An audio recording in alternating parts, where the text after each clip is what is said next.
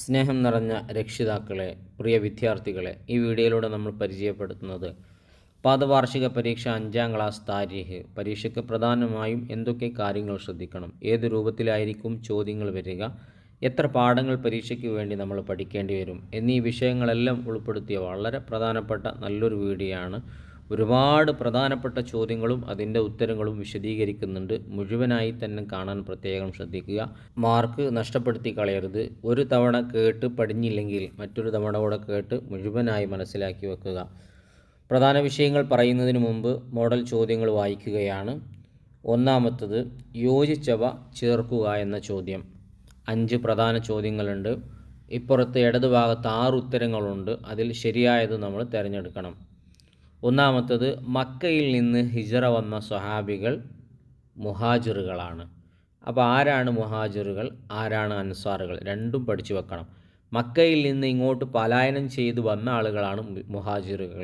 വന്ന മുഹാജിറുകളെ സ്വീകരിച്ച സ്വഹാബികൾക്കാണ് അൻസാറുകൾ എന്ന് പറയാം. ഇനി മദീനയിലെ ആദ്യ പള്ളി. അങ്ങനെ മക്കയിൽ നിന്ന് നബി ഹിജറ മദീനയിലെത്തിയപ്പോൾ അവിടെ ഒരു പള്ളി ഉണ്ടാക്കി. ആദ്യമായ പള്ളി അതാണ് മസ്ജിദു ഖുബാ. ഇനി മൂന്നാമത്തത് അബ്ദുറഹ്മാൻ ബിൻ ഔഫ് റളിയല്ലാഹുവിൻ്റെ സഹോദരൻ. അങ്ങനെ മദീനയിലെത്തിയപ്പോൾ അബ്ദുറഹ്മാൻ ബിൻ ഔഫ് മക്കയിൽ നിന്ന് വന്ന ആളാണ്. മദീനയിൽ അദ്ദേഹത്തിനൊരു സഹോദരനെ കിട്ടി. ആരാണത്? സഅദ് ബിൻ റബീഹ് ആണ്. മദീനയിൽ നിന്ന് അദ്ദേഹത്തിന് കിട്ടിയ ബെസ്റ്റ് ഫ്രണ്ട് സഹോദരൻ. നാലാമത്തത് നബിയുടെ മദീനയിലെ പ്രഥമ ജുമുഅ നിസ്കാരം. അങ്ങനെ ഹിജറ വരുന്ന സമയത്ത് നബി സല്ലല്ലാഹു അലൈഹി വസല്ലം തങ്ങൾ മദീനയിലെത്തി. മദീനയിൽ നിന്ന് ആദ്യമായി ജുമുഅ നമസ്കരിക്കുന്നത് എവിടെ വെച്ചായിരുന്നു? ബത്നുൽ വാദിയിൽ വെച്ചായിരുന്നു. അങ്ങനെ ഹിജറ വന്ന് മദീനയിൽ താമസമാക്കി 2 വർഷം കഴിഞ്ഞപ്പോൾ യുദ്ധം നടന്നു. അതാണ് ബദർ. ആ ബദർ മക്കയുടെയും മദീനയുടെയും ഇടയിലുള്ള സ്ഥലമാണ് ബദർ. അപ്പോൾ ഇതിൽ പറഞ്ഞ വിഷയങ്ങളൊക്കെ നിങ്ങളുടെ ഓർമ്മയിൽ ഉണ്ടായാൽ മതി. പ്രധാനപ്പെട്ട ചോദ്യങ്ങളാണ്. അങ്ങനെ നമ്മൾ പറഞ്ഞ പോലെ ഹിജറ 2ാം വർഷം ബദർ യുദ്ധം നടന്നു. ഈ ബദർ യുദ്ധത്തിലെ എണ്ണ വിവരങ്ങളാണ് എഴുതാനുള്ളത്. അതിൽ മുസ്ലിമീങ്ങൾ എത്ര, ശത്രുക്കൾ എത്ര എന്നുള്ളത്.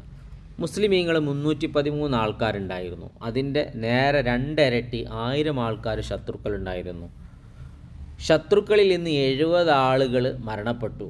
അങ്ങനെ നോക്കുമ്പോൾ മുസ്ലിമീങ്ങളിൽ നിന്ന് 14 ആൾക്കാരാണ് ഷഹീദായത്. പിന്നെ മുസ്ലിമീങ്ങൾ ജയിച്ചതുകൊണ്ട് അവിടെ തടവിലാക്കപ്പെട്ടവരില്ല. ശത്രുക്കൾ പരാജയപ്പെട്ടതുകൊണ്ട് 70 ആൾക്കാർ തടവിലാക്കുകയും ചെയ്തു. ഇനി മൂന്നാമത്തത് ഉത്തരം എഴുതാം എന്ന ചോദ്യമാണ്. ഈ ബദർ യുദ്ധത്തിന് മുമ്പ് എല്ലാം റെഡിയായി നബി തങ്ങൾ ദുആ ചെയ്യുകയാണ്. ബദർ യുദ്ധത്തിന് മുമ്പ് നബി സല്ലല്ലാഹു അലൈഹി വസല്ലം അള്ളാഹുവിനോട് നടത്തിയ ആ ദുആ ഏതായിരുന്നു? ആ ദുആ, അള്ളാഹുവേ, ഈ ചെറിയ സംഘത്തെ നീ നശിപ്പിച്ചാൽ നിനക്ക് ഇബാദത്ത് ചെയ്യാൻ ഭൂമിയിൽ ഒരാളും ഉണ്ടാവില്ല. കാരണം ഇതോടെ ഇസ്ലാമിൻ്റെ എല്ലാ തലവന്മാരും തീർന്നു പോകും. അങ്ങനെ ഇസ്ലാം ഇല്ലാതെയായി പോകും. അതാണ് ഈ പ്രാർത്ഥനയാണ് നബി തങ്ങൾ നടത്തിയത്. ഇമ്പോർട്ടൻ്റ് ആണ്. അങ്ങനെ നബി ഇപ്പോൾ മദീനയിലെത്തിയല്ലോ. മദീനയിലെത്തിയ ശേഷം ഒരുപാട് പുരോഗതി മദീനയിൽ ഉണ്ടായിട്ടുണ്ട്. അതൊക്കെ നമ്മൾ പാഠത്തിലൂടെ പഠിച്ചതാണ്. അങ്ങനെ മദീനയിലുണ്ടായ മതപരമായ പുരോഗതി, സാംസ്കാരിക പുരോഗതിയുണ്ട്, സാമൂഹിക പുരോഗതിയുണ്ട്. അതിൽ മതപരമായ പുരോഗതി എന്താണ്? സുരക്ഷിതമായി ഇബാദത്തിനായി പള്ളി നിർമ്മിച്ചു. ദിക്റിന്, സ്വലാത്തിനിക്ക്, അതുപോലെ തന്നെ ഹജ്ജിനെ പറ്റി പറയാൻ, എല്ലാ കാര്യങ്ങൾക്കും വഅദ് പറയാനും നിസ്കരിക്കാനും എല്ലാറ്റിനുമായിട്ട് സുരക്ഷിതമായി ഇബാദത്തിനായി പള്ളി നിർമ്മിച്ചു. അതാണ് മതപരമായ പുരോഗതി. പിന്നെ സാമൂഹികമായ പുരോഗതി വേറുണ്ട്. അവിടെ ഒരുപാട് പ്രശ്നങ്ങളുണ്ടായിരുന്നു. ആ പ്രശ്നങ്ങളൊക്കെ പരിഹരിക്കപ്പെട്ടു. സാംസ്കാരികപരമായിട്ടുണ്ട്.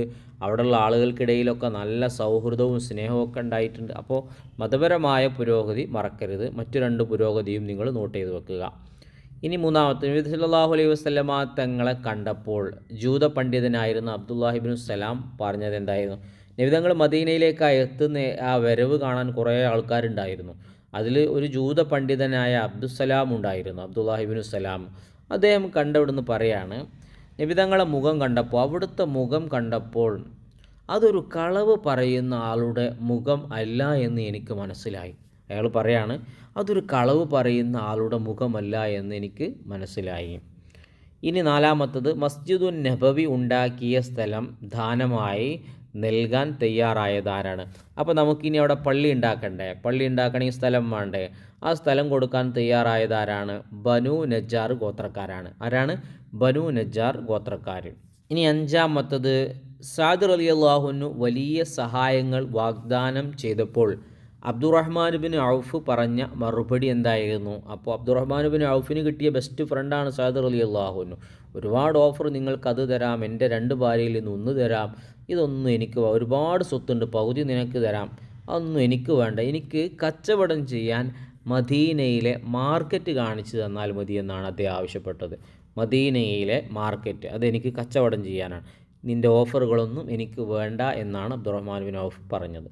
ഇനി അൻസാറുകളായ മുസ്ലിമീങ്ങളാണല്ലോ മദീനയിലുള്ളത്. അവർ ഏതൊക്കെ ഗോത്രങ്ങളായിരുന്നു? മദീനയിലേക്ക് നബി പോയപ്പോൾ അവിടെ അൻസാറുകളല്ലേ ഉള്ളത്.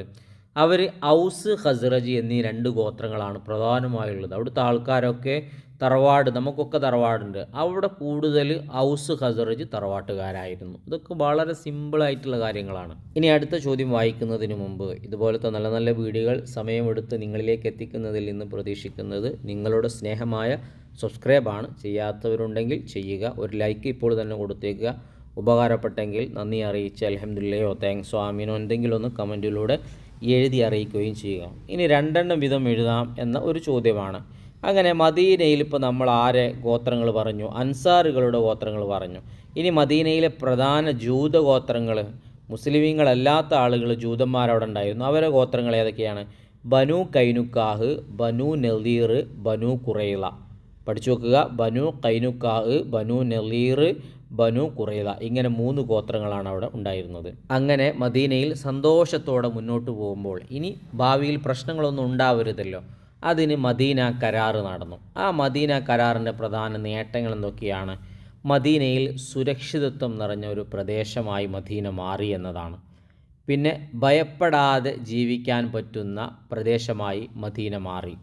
അതുകൊണ്ട് ആളുകൾ പരസ്പര ബഹുമാനത്തോടെയും സഹകരണത്തോടെയും ജീവിച്ചു. അങ്ങോട്ടും ഇങ്ങോട്ടും സഹായവും സഹകരണവും സ്നേഹവും ഒക്കെ ആയിട്ട് ജീവിച്ചു. ഇതൊക്കെ മദീന കരാറിൻ്റെ പ്രധാന നേട്ടങ്ങളാണ്. ഇനിയും ഉണ്ട്, എളുപ്പമുള്ളത് നിങ്ങൾ പഠിച്ചു വെക്കുക. ഇനി മൂന്നാമത്തത് മുഹാജിറുകളും അൻസാറുകളും മദീനയിൽ വരുത്തിയ മാറ്റങ്ങൾ. മക്കയിൽ നിന്ന് ആളുകൾ അങ്ങോട്ട് പോയി, നല്ല ആൾക്കാരാണ് പോയതൊക്കെ, മദീനയിലുള്ളവരും നല്ല ആൾക്കാരാണ്. ഈ നല്ല 2 ആൾക്കാരും ചേർന്നപ്പോൾ അവിടെ എന്ത് നടന്നു? പരോപകാരവും സ്നേഹവും വ്യാപിച്ചു. പരസ്പരം സഹായവും സപ്പോർട്ടും, എല്ലാവരും സപ്പോർട്ട് കൊടുക്കും. അങ്ങനെ വളരട്ടെ, എല്ലാവരും അങ്ങോട്ടും ഇങ്ങോട്ടും വളരട്ടെ എന്നുള്ള നിലയ്ക്ക് പരോപകാരവും സ്നേഹവും വ്യാപിച്ചു. പിന്നെ എല്ലാവർക്കും സുരക്ഷിതത്വം ഉറപ്പാക്കി. ഒരാൾക്കും ഒരു കുഴപ്പവും ഉണ്ടാവില്ല. സുരക്ഷിതത്വം ഉറപ്പാക്കി. ഇനിയും ഉണ്ട്, നോട്ട് ചെയ്ത് വെക്കുക. നാലാമത്തത് മദീന കരാറിൻ്റെ പ്രത്യേകതകൾ. നബി വന്നിട്ടാണ് അവിടെ മദീന കരാർ ഉണ്ടാകുന്നത്. അതിന് മുമ്പ് അവിടുത്തെ അവസ്ഥ പറയണ്ട, അങ്ങോട്ടും ഇങ്ങോട്ടും അടിയും ബഹളുമായിരുന്നു. അപ്പോൾ ഈ മദീന കരാറിൽ മദീനയിലെ വ്യത്യസ്ത മതക്കാരും ഗോത്രക്കാരും തമ്മിലുള്ള ആ തർക്കങ്ങളൊക്കെ ഉണ്ടല്ലോ, അതൊക്കെ അങ്ങ് ഒഴിവായി. പിന്നെ എല്ലാവർക്കും നീതിയും മതസ്വാതന്ത്ര്യവും ഉറപ്പാക്കി. വ്യത്യസ്ത ഗോത്രമുണ്ട്, മതക്കാരുണ്ട്, എല്ലാവർക്കും നീതിയും മതസ്വാതന്ത്ര്യവും ഉറപ്പാക്കി. അത് മദീന കരാറിൻ്റെ പ്രത്യേകതകളാണ്. ഇനിയുമുണ്ട്, സ്ഥലമില്ല എഴുതി കൊടുക്കാൻ, നോട്ട് ചെയ്ത് വെക്കുക. ഇനി 5ാമത്തത് വ്യക്തമാക്കുക എന്നതാണ്. അതിലൊന്ന് അൻസാറുകൾ, നമ്മൾ നേരത്തെ പറഞ്ഞു, മുഹാജിറുകളെ സ്വീകരിച്ച മദീനയിലെ സ്വഹാബികളാണ് അൻസാർ, നമ്മൾ നേരത്തെ പറഞ്ഞു. 2ാമത്തത് തടവിലാക്കപ്പെട്ട ശത്രുക്കൾ മോചിതരായത്. നമ്മൾ പറഞ്ഞു യുദ്ധം നടന്നു, 70 ആൾക്കാർ അവരിൽ കൊല്ലപ്പെട്ടു, 70 ആൾക്കാർ അവിടെ പിടിച്ചു വെച്ച് ഇനി അവരെ വിടണമെങ്കിൽ എന്ത് ചെയ്യണം? അപ്പോൾ അവരെ വിട്ട 70 ആൾക്കാരും അവിടുന്ന് മോചിതരായി പോയത് എങ്ങനെയാണെന്നാണ് ചോദിച്ചത്. തടവിലാക്കപ്പെട്ടവരിൽ ചിലർ പണം അടച്ചു, ചില ആൾക്കാർ പൈസ കൊടുത്തിട്ട് മോചിതരായി, മറ്റു ചിലർ 10 പേർക്ക് വീതം എഴുത്തും വായനയും പഠിപ്പിച്ചും മോചിതരായി. അപ്പോൾ ഓരോരുത്തരും 10 ആൾക്ക് എഴുത്തും വായനയും. അപ്പോൾ അങ്ങനെ വിദ്യാഭ്യാസമുള്ള ആൾക്കാർ അവരുടെ ആ വിദ്യാഭ്യാസം ഉപയോഗപ്പെടുത്തിയിട്ട് മോചിതരായി. കുറച്ച് ആൾക്കാർ പൈസ കൊടുത്തിട്ട് ഒഴിവായി. ഇനി ശരിയും തെറ്റും അടയാളപ്പെടുത്താനാണ്. അതിലൊന്ന് ബദർ യുദ്ധം നടന്ന മാസം ഏതാണ്? റമളാനാണ്. ബാക്കി 2ഉം തെറ്റാണ്. 2 മദീനയുടെ ആദ്യത്തെ പേരെന്തായിരുന്നു? യസ്രിബ് എന്നായിരുന്നു. 3 ബദർ യുദ്ധം നടന്ന വർഷം ഹിജറ 2ാം വർഷം നമ്മൾ പറഞ്ഞു. നബി സല്ലല്ലാഹു അലൈഹി വസല്ലമ തങ്ങളുടെ ഒട്ടകം ഏതാണ്? കസുവ എന്ന ഒട്ടകമാണ്. ഇനി 7ാമത്തത് വന്നത് പൂരിപ്പിക്കാനാണ്. അതിൽ പ്രധാനപ്പെട്ടത് നബി വന്ന സമയത്ത് പാടിയ ബൈത്ത്, വജബ ശുക്റു അലൈനാ മദഅ ലിലാഇദാഇ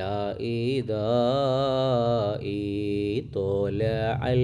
ആ പാട്ട് പഠിച്ചു വെക്കുക. ഒരു പക്ഷേ പൂരിപ്പിക്കാൻ ചോദിച്ചു കഴിഞ്ഞാൽ മുഴുവൻ മാർക്കും പ്രതീക്ഷിക്കുന്നവർക്കത് പ്രയാസമാവും. ഇനി രണ്ടാമത്തത് അല്ലാഹുമ്മ ലാ ഐഷ ഇല്ലാ ഐഷുൽ ആഖിറ. ശരിയായ ജീവിതം ആഖിറത്തിലെ ജീവിതമാണ്. ഫഗ്ഫിർ ലി അൻസാരി വൽ മുഹാജിറ. പടച്ചോനെ അൻസാരികൾക്കും മുഹാജിറുകൾക്കും നീ പുറത്തു കൊടുക്കണേ. ആദ്യം ആഖിറത്തിൻ്റെ ജീവിതമാണ്. ദുനിയാവ് അത് കഴിഞ്ഞു പോകും, പക്ഷേ ബാക്കിയാവുന്നത് ആഖിറമാണ്.